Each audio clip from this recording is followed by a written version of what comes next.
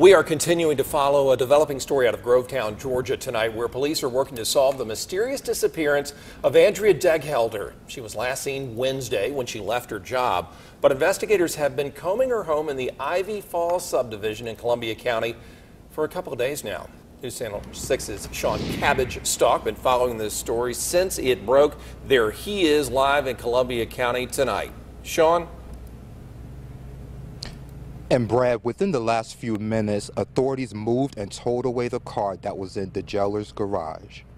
She generally stays by herself. A terrific mother and very hard worker. The few times that I've seen her, she's been outside in the yard, working in the yard. Many contacting me via Facebook and in emails sharing Andrea's story. Hopefully she's found safe. Some saying for her to disappear is extremely out of character.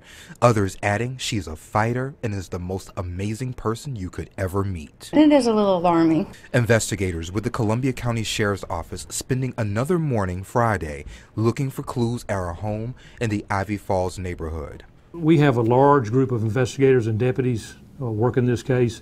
Last seen at the VA hospital where she works, scheduled to return later in the night. And she never showed up.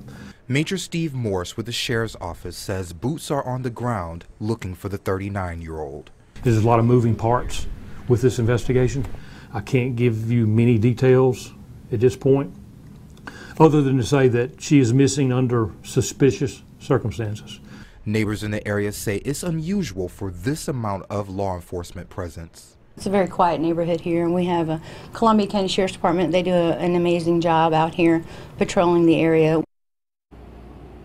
And back here live in Grovetown, police believe that the 39-year-old was taken by force from her home.